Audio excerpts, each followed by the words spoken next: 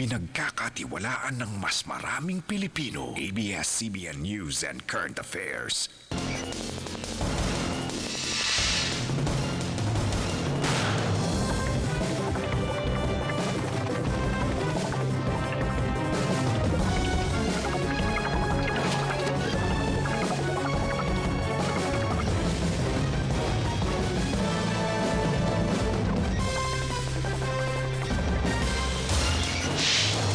Davao, Mindanao, Pilipinas ug tibuok kalibutan.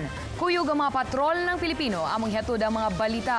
Bagyong Ramon miigo na sa Visayas ug Northern Mindanao. Kituhang muhinay na kini ugma. Niya na ang ubang headlines.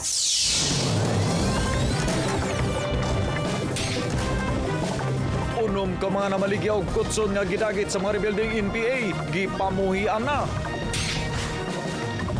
Lalaki nga nag-withdraw kwarta para gamiton sa dialysis, gitulis.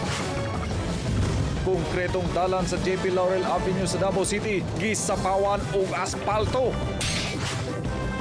Hinungdan sa grabing traffic sa Bato, Santa Cruz, Davao del Sur inigting ulan, gisolusyonan sa DPWH. Ug construction boom sa Davao, nagpadayon. Gikan sa ABS-CBN Davao News Center. Kini ang TV Patrol Southern Mindanao. Mikuso-kuso na ang bagyong Ramon sa Visayas ug Northern Mindanao nga nagikusgon nga hangin nga 55 kilometers per hour. Sa record sa National Disaster Risk Reduction Management Council, 5 na ang patay ato sa pag-igos sa bagyong Ramon. Usa niini namatay tungod sa landslide sa Butuan City. Ug ang upat nangalumo sa baha sa Barutak, Viejo, Iloilo. Sa General Santos City, 60 ka pamilya ang namakwit tungod sa baha. Samtang sa Cagayan de Oro City, nagpabilin sa evacuation centers ang 500 ka mga residente. Hinuon giklaro sa pag-asa nga posibleng muhinay na ang bagyong Ramon sa paggawas niini sa Pilipinas ugma. Samtang nagpabilin sa signal number 1 sa Marinduque, Mindoro Provinces, Romblon, Southern Quezon, Camarines Sur, Sorsogon, Albay, Burias Island, Ticao Island, Masbate ug Northern Visayas. Samtang sa Visayas, signal number 1 gihapon sa Panay Island, Guimaras Island ug Northern Negros Occidental.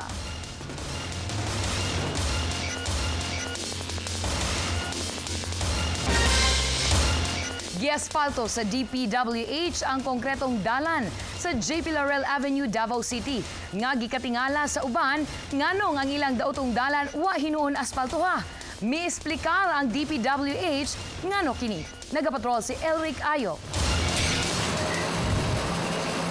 Bisan utong tutok, walay undang ang trabaho sa Vicente Lau Construction sa JP Laurel Avenue, Davao City. Gisapawan nini og aspalto ang semento bisan walay daot. Resulta, perting trapika sa masakyanan. Gipasabot ni Engineer Lorna Ricardo, District Engineer sa DPWH. Proteksyon sa concrete ang aspalto. Congressional project ini nga gikan sa Motor Vehicle Utility Usage o Road Users Tax. Gikuha ang budget nga 10 million pesos sa 900 meters nga construction. Actually, it's a preventive maintenance para ma-preserve ang atong asset. No? That's an asset preservation. Pero daghan ang wala kangay sa DPWH kay daghan pang daot kay kalsada gangay untang unahon. Dinhi sa stretch sa Boulevard, Davao City, pati daghan ang buslot ang kalsada. Ang gibuhat sa DPWH kita pagtapakan lang ug wa gid patong eksaktong espalto. Usa si Ray Caballero sa Piabi Boulevard, may reklamo kay kapintuig na silang nag-antos sa gubang nga kalsada at bang silang tindahan. Daghan usaban na disgrasya. Pwede kadlaw ni saba kay mo kadlaw no baging bande. Dapat kayo na payuan ni diri. Ang fund gikan ana mo ginay ginagamit para preventive maintenance. Karong tuiga, kapin 300 million pesos na ang project sa DPWH. Apil na dinhi ang widening sa diversion road nga 6 lanes na o improvement sa mga tulay. Elric Ayo, Patrol ng Pilipino. Gisolusyonan na sa DPWH ang hinungdan sa grabing traffic diya sa Bato, Santa Cruz, Davao del Sur, inigting ulan. Nagapatrol si Claire Cornelio. Padating ulan, makasinati og grabing traffic sa Bato Santa Cruz, Davao del Sur. Niadto lang Huwebes gabi, 2 ka oras na kulgot ang mga motorista ug pasahero. Ang hinungdan, dili dayon kalusot ang mga sakyanan sa one-way nga dalan tungod sa ginatrabahong kalsada kay lapok nga hinungdan sab sa disgrasya. Nga alas 8 karon wa pa intawon mi panihapon alas 10 na. Dili nila langay-langay yun ang pagtrabaho nila kay makahasol na sa mga pasahero. Rekomendasyon ni Superintendent Solomon de Castilla sa Digos City Police nga ayuhon ang temporaryong dalan. Mga dagkong truck, alanganin nga mo padaplin kay ulan manggod tapos humok ang yuta. Busa, ginabunuhan sa DPWH ang kalsada og graba og yuta. Nanawagan sabang DPWH nga dili mag-ilugay paglusot ang mga driver og sundo ng signal sa mga flagman. Itong mga driver unta, disiplina lang gamay sarili. Kung tanaw nga nakalinya ang mga sakinan, dili na lang unta mo overtake. Ang proyektong pagkongkreto sa 3.7 kilometers highway na ay budget ng 46 million pesos nga ginatrabaho sa Algon Engineering Construction Corporation nga gilaumang mahuman karong Marso 16, tuig 2012. Rehabilitation, reconstruction and upgrading of damaged paved road along Cotabato, Davao Road. Plano sa DPWH nga himuong 4 lanes ang kalsada padulong Digos City. Apan una kining mahimo, palapdon una ang drainage structure sa mga box culvert ug pipe culvert aron nay saktong agianan ang mga tubig panahon sa kusog nga pag-ulan. Claire Cornelio, Patrol ng Pilipino, Barangay Sinawilan, Davao del Sur.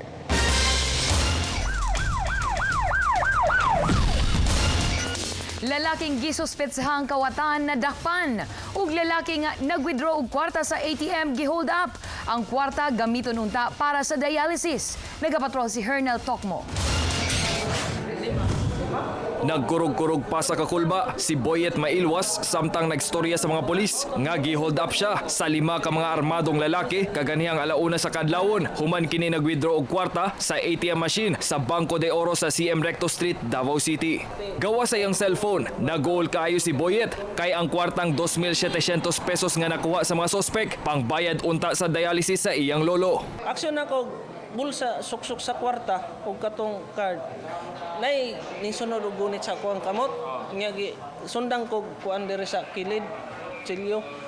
Mabatan-on sir. Payaton ba anag buhok. Tambag sa otoridad, dili magkumpiyansa og withdraw sa ATM machine kung naay mga taong kadudahan. Sa Barangay 38-D Rizal Extension, Davao City, giaresto sa mga barangay tanod si Jason Badril. Human nasakpang nagbitbit og kinawat nga electric fan pasado alas 10 kagabi. Bayaw sa sospek ang tag-iya sa kinawat. Ako na siya pero karon nilagot lang ko. Sagit ko lang taga diri po nga gukuron daw. Gigukod na mo. Idala mo di sa barangay. Gidala ang sospek sa San Pedro Police Station aron pasakaan og kaso.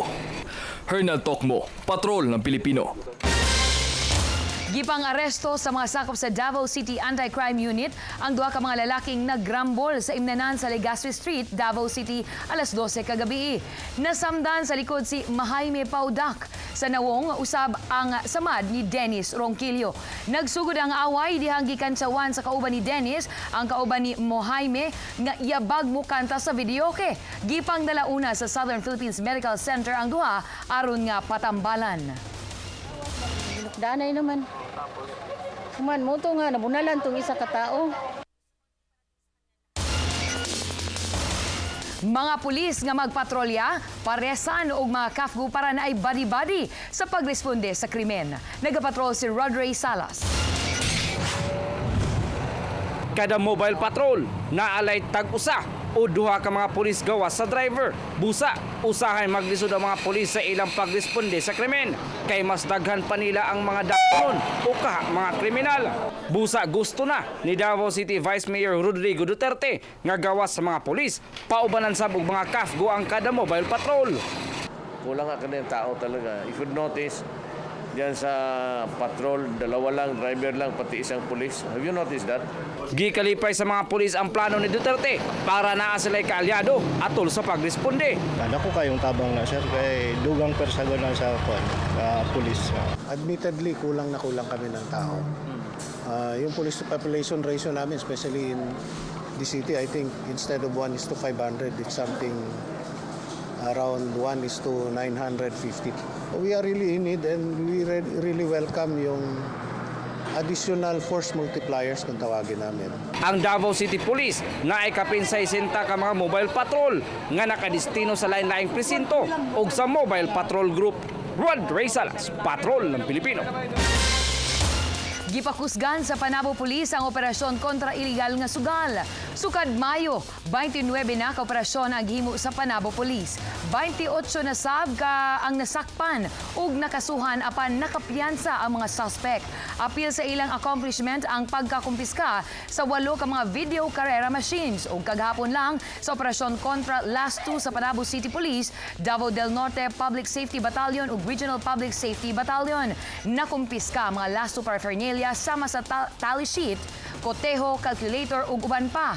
Apil sa nakuha sa mga pulis ang kapin 28,800 pesos nga pusta sa last 2. Yan asset sa area and then sila lang ang nagte-text sa amin na dito sa area na ito, which also resulted in the successful apprehensions of the suspects and subsequently the filing of a criminal case of violation of Republic Act 9287 on anti-illegal gambling law. Gisagop sa Quick Response Team for Children's Concern ang 4 ka mga bata nga gireport nga missing. Busa gipanawagan sa QRTCC ang ginikanan sa 4 ka mga bata nga panguhaon na sa QRTCC office ang ilang mga anak. Si alias J nga naa sa 4 ngadto sa 5 ka tuig ang edad. Nakitaan si J sa 2nd floor sa Briza Mall niadtong Oktubre 9 ug gingong taxi driver ang iyang amahan.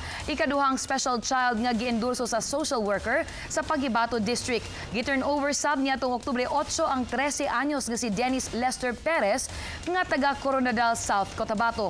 Gingong misakay kini sa bus apan wa na makatuod pagpauli sa ilang balay. Ug si Rodwen Iboyo, 13 anyos nga niadto pang Setyembre giturn over sa QRTCC nga gikan sa Moncayo, Compostela Valley Province.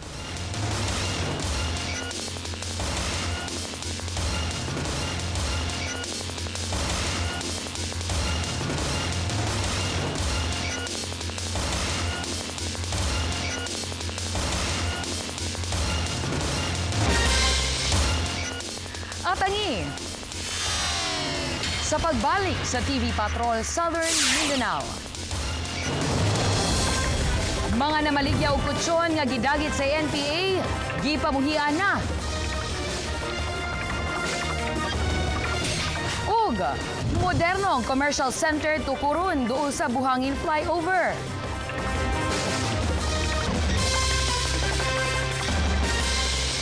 Kining bahina hatod kaninyo sa BDO. We find ways.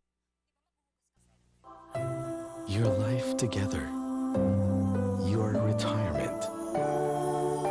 We at BDO can help you reach your goals through savings and investments. Because together, we find ways. Karonting ulan, dagan ang ginahilanat dinhi sa Davao. Kasagaran niini mga bata. Sumala sa DOH, nagkadaghan ang dengue fever ug leptospirosis cases nga natala dinhi ug gikabalak ang musaka pa kini. Busa kung ang hilanat na pay laing simptomas sama sa rashes ug pamugnaw, magpa-check up dayon. Mag-doctor recommended Biogesic na pamatud ang effective ug safe bisan unsang hinungdan sa hilanat. Kini si Rovic Wasito, duyog sa mga Davaoenyong nagasalig sa Biogesic. Ang safe ug effective natong kaabag sa hilanat. Amping! Sa kadaghanan sa mga balay na akong nabisita din sa Davao, daghanan ga-magic sa ilang mga kusina. Tinuod yun na, adlaw-adlaw kaming ga-magic din para na po maayo gini magpalami. Pero kung sa atong lauoy, basin mong good malay ang lasa. sa Magi Magic sarap pa. Kaya pagawas ni ini ang kalami sa lauoy sulay ragod. It's still my lauoy. Pero para na ako karon, mas nilami pa ni. Palami nga palamin lauuin mo ah. Kaya next time maglauoy ta, himuna natong Magic Lauoy. Nagsikig ulan, daghang stagnant water. Suddenly, lukop na ang sakit. Suddenly, outbreak. Igo pa ba ang iyang proteksyon? Pagsilin adlaw-adlaw. Most prescribed by doctors, batok sa grabing suddenly. Silin, protektodo, bisag unsang panahon. Tinuod ni undang anak. And sunod ni mong daog-daogon, ako na.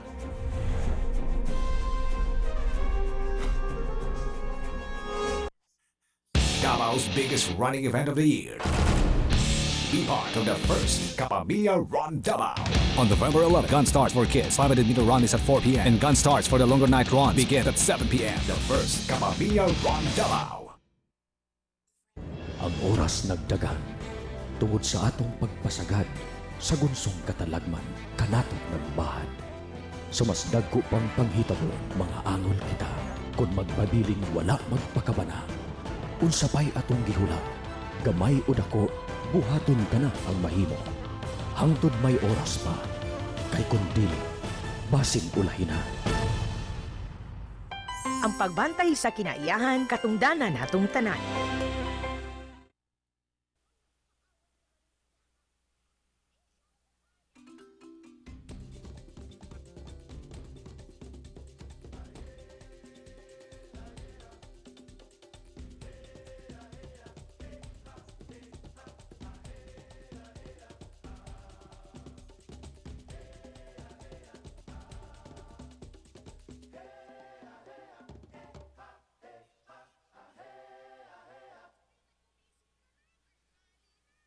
Karong Sabado, 6,526 times 0 ang sagot ni Randy. Times? Sa Kapamilya, mas winner ka. 9:15 Sabado buntag. Multiplication?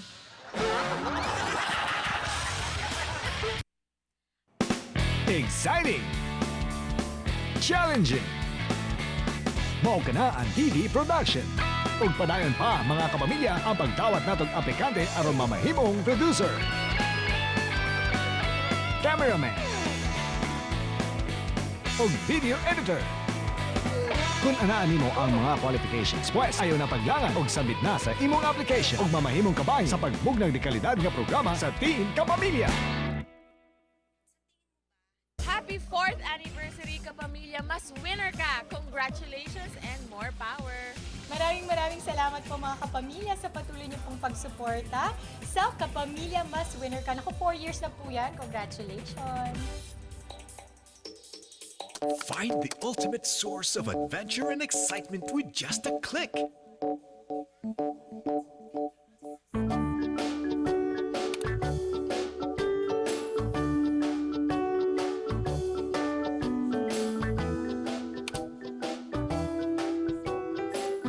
Visit www.choosefills.com. There's still a lot more to discover about the Philippines. www.choosefills.com. We are Team Davao Runners! See you at Kapamilya Run! Where's Kapamilya Run? At GSIS Runners, Mananal! Engaging runners club, kasali sa Kapamilya Run! Davao Runners Club, sa Kapamilya Run, kami malaban! Kami mga rapor, dili na palahi! Sa Kapamilya Run, kami Register now for the first Kapamilya Run Davao.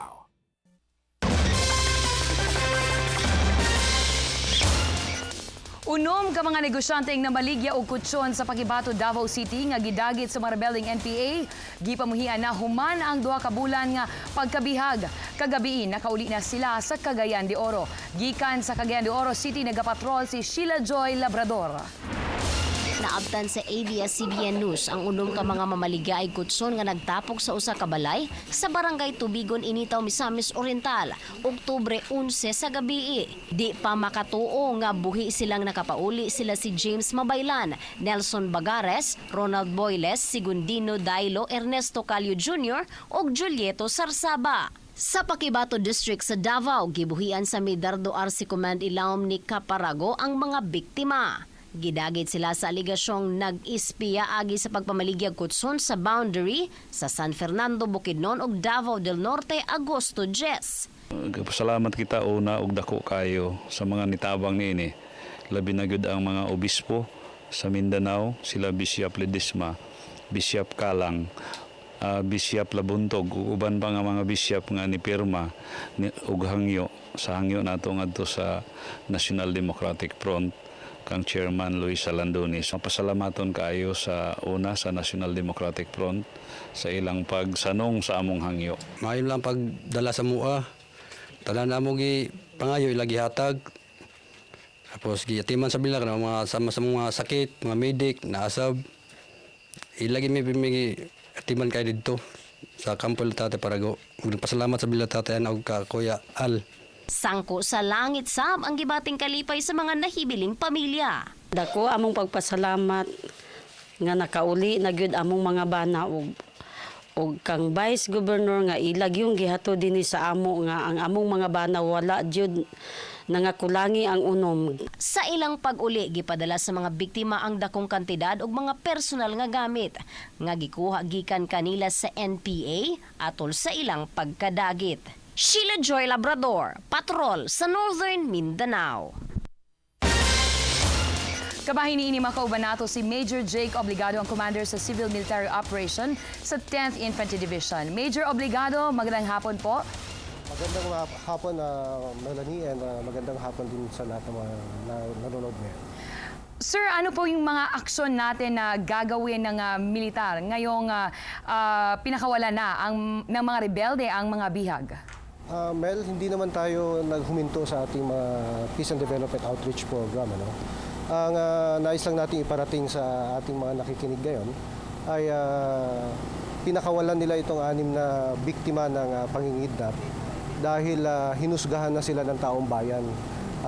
Lubhang nakakahiya itong kanilang ginawa dahil ordinaryong mamamayan, ordinaryong maglalako ng kutson ay kanilang binihag.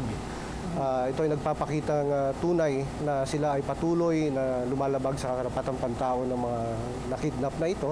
Hindi lamang dun sa 6, kundi pati sa pamilya ng kanilang mga pamilya. Yung iba nga nagkulang na sa pagkain sa kanilang hapagkainan at yung iba sa mga anak nitong 6 na ito ay parang huminto na rin sa pag-aaral. Major Obligado, nung mga nakaraang araw, maraming mga nabihag ng NPA ang nakauwi na sa kanilang mga bahay. Meron bang mga na-file ng mga case like kidnapping like sa mga NPA po, sir? Yes, Mel, definitely we will file cases against these perpetrators. Itong mga lawless armed group na ito, yung mga New People's Army, kakasuhan natin ito sa una-una yung kanilang paglabag sa karapatang pantao, yung paglabag sa CARIL, Comprehensive Agreement on Respect for Human Rights and International Humanitarian Law. Bukod sa reklamo natin sa Joint Monitoring Committee, kakasuhan din natin sila sa korte at sa ngayon, pinapalakas pa natin ang pag-build up ng mga kaso. Sir, meron pa bang ibang mga bihag na nasa kamay ngayon ng mga NPA? Sa monitor namin ngayon, Mel, isa na lang. Yung last year na isang ordinaryong popsicle vendor na si Jerry Gomez ay nasa kanila pa. Ito na naman ay napakatagal na nilang bihag, kidnap. Ginawa nilang hostage ito. Sa ngayon, wala pang proof of life na kanilang binibigay. Sa palagay ko, Mel, itong patuloy na kanilang pangingidnap ay isang patunay na patuloy din ang kanilang paglabag sa karapatang pantao na lahat na kanilang nakikidnap, yung 4 na BJMP personnel, si Mayor Dano, yung 2 sundalo. Kinakailangan talaga ma-actionan natin to, ma-filean natin sila ng mga legal cases dahil kung hindi natin gagawin, patuloy nilang gagawin itong mga illegal, mga pangingidnap at pag-hostage, Mel. Sir, ano bang hakbang ang ginagawa ngayon ng Armed Forces of the Philippines upang matigil na ang mga abduction? Mel, patuloy pa rin ang ating programang Peace and Development Outreach Program. Of course, dahil may mga armas sila, itong mga illegal na armadong grupo, patuloy din ang ating military operations. Sa katunayan nga, Mel, itong kanilang mga pinakawalan, ay napakawalan na walang dineclare na suspension of military operations or police operations. Ibig sabihin, kaya nilang magpakawala ng kanilang mga kidnap victims without any granting of their demand of suspension of military operations. Anytime they can release. Kasi tulad din ng kanilang ginawa na basta na lamang nila itong kidnap at binihag, Mel. Okay, maraming salamat po, Major Jake Obligado, ang commander ng Civil Military Operations ng 10th ID. Mel, maraming salamat at magandang hapon sa lahat ng mga nanonood.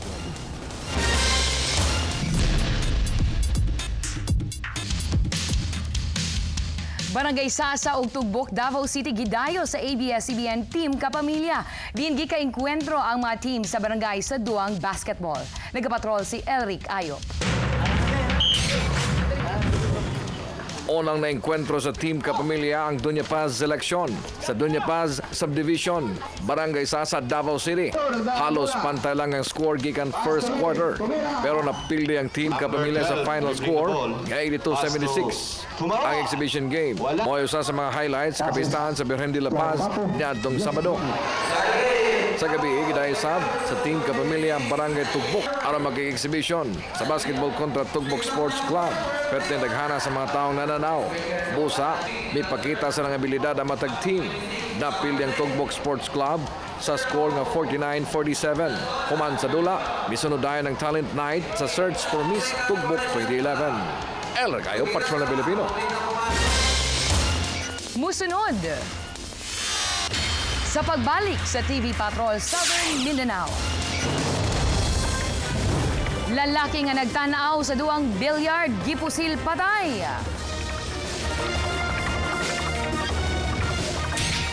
Ug presyo sa gulay ning mahal.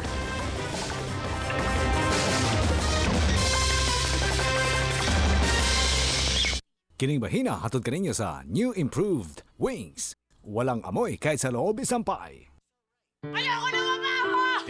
Mag-Wings Powder Detergent ka para tanggal ang dumi at mabahong amoy kahit sa loob isampay. Yan ang tunay na malinis. Ayoko na magsampay sa labas! Baka umitim ako, no? Wings, walang amoy kahit sa loob isampay. Ang aga-aga ang bitter. Gawin natin yang sweeter. Good morning sa inyo. Sweet and mild ang kasama ko. Tamis na iyong atin. Umaga ay walang pait. Good morning sa inyo. New Nescafe 3-in-1 Sweet and Mild. Mga kapamilyang bida, it's time for Bida Kapamilya! Ang cast na nasan kaisa din sa Davao, Morampa. Karong Oktobre 22 sa Kaysa ng Morampa. Si Melissa Ricks, tuyog ang uban pa paboritong kapamilya. Makisadya kaninyo sa Bida Kapamilya. At ang Rising health threats? Vitamin C may not be enough. Take Conzace with higher levels of zinc and vitamins A, C, and E. Rise above the health threats. Take Conzace for heavy-duty immunity.